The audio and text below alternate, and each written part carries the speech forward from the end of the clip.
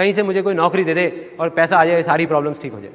तो STD PCO की shop भी बंद हो गई। उसके बाद मैं कई जगह इंटरव्यूज़ के लिए गया, हर जगह फेल होता चला गया, कुछ समझ नहीं आ रहा था क्या होगा। अब मेरी लाइफ का टर्निंग पॉइंट आया। मैं एक सेमिनार में गया जो एक मल्टी लेवल मार्केटिंग कंपनी का सेमिनार था। अब मेरी एज उस टाइम पे 18 साल थी। मैं सच बताऊं 3 घंटे का सेमिनार था, मुझे कुछ समझ नहीं आया, सब कुछ मेरे ऊपर से निकल गया।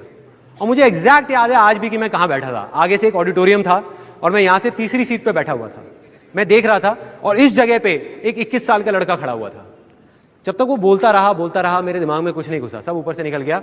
लेकिन एंड में उसने एक बात बोली, कहता मेरी एज 21 साल है और मैं महीने का 2.5 लाख रुपए कमा रहा हूं। उसमें उन्होंने क्या किया होता, उस चेक की बड़ी सी फोटोकॉपी कराई हुई और स्टेज पे खड़े हो गए ऐसे दिखा रहे थे। अब मैं वहां बैठा हुआ जीरो गिन रहा था, 1 2 3 4 5। मेरे दिमाग में आ रहा था, मैंने कहा ये तो सच में कमा रहा है 2.5 लाख रुपए महीने का। मेरे तोते उड़ गए, दिमाग फट गया मेरा। मैंने ये देखा था जिंदगी में कि भैया 10-15 हज़ार रुपए के लेवल पे पहुंचने में भी सालों लग जाते हैं, और यहां दूसरी तरफ एक लड़का है मेरे जैसा ही जो कह रहा है कि मैं 2.5 लाख रुपए महीने का कमा रहा हूं। और वो 1 सेकंड लगता है, 1 सेकंड, वो सेकंड था मेरी जिंदगी का। अंदर से चीख निकली। मैंने कहा कि अगर ये लड़का कर सकता है जो देखने में बिल्कुल मेरे जैसा है, अरे तो मैं क्यों नहीं कर सकता? मैं क्या कोई दूसरे प्लेनेट से आया हूं? मैं क्यों नहीं कर सकता? अगर इसके लिए आसान है तो मेरे लिए भी आसान है। मैं भी कर सकता हूं, कर सकता हूं। और जैसे ये 2 वर्ड्स आए मेरी लाइफ में, जैसे ही अंदर तक मैंने मान लिया कि सब कुछ आसान है, तो मेरे अंदर चेंजेस आने शुरू हो गए। जहां पहले मैं बोलता था कि अरे मुश्किल है, कुछ नहीं हो सकता, हमारा तो टाइम ही खराब चल रहा है, पता नहीं क्या होगा, मैं बोलने लग गया अरे अब आप देखो मैं क्या करता हूं, अरे 2-2 लाख के चेक तो ऐसे ले आऊंगा, कंपनियां खड़ी कर दूंगा, अभी आप देखते जाओ, अभी आपको पता नहीं है क्या होने वाला है। और सब बोलने लग गए थे कि संदीप तो पागल हो गया है। अब ये एक बहुत मजेदार पॉइंट है, जब भी आपको लोग बोलने लग जाएं कि आप पागल हो गए हो, तो आप समझ जाओगे आप सही ट्रैक पे हो।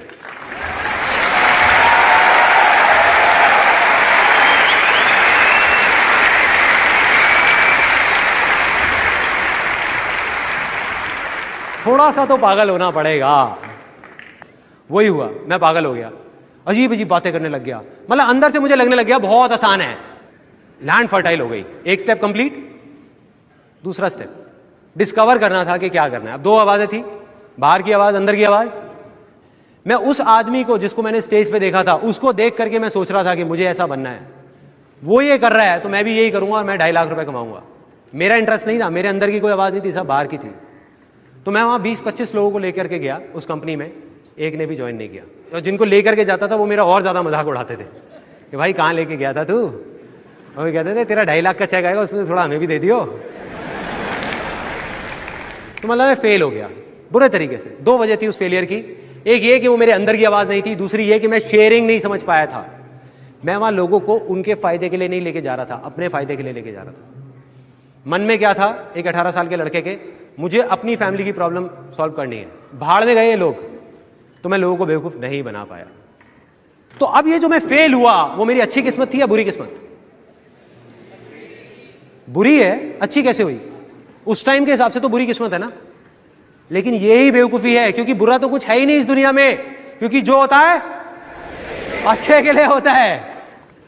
Success comes from experience and experience comes from bad experiences. मतलब के सक्सेस है अगर वो आपके पास आ सकती है तो सिर्फ एक्सपीरियंस से, और एक्सपीरियंस अगर आ सकता है आपके पास, वो आ सकता है खराब एक्सपीरियंसेस से, अच्छे एक्सपीरियंसेस से नहीं। राइट। और वो चीज मुझे समझ आ गई जब उस कंपनी में गया। उसका फायदा ये हुआ, फाइनेंशियली मैं फेल हो गया, लेकिन फायदा ये हुआ बहुत अच्छी अच्छी बातें सुनने को मिली। ये सारी बातें समझ आने लग गई जो मुझे नहीं समझ आती थी, कुछ अलग थी वो बातें, तो वो दिमाग में घुस गई कि हाँ इसका मतलब फेलियर का भी फायदा है। तो मैं उदास नहीं हुआ,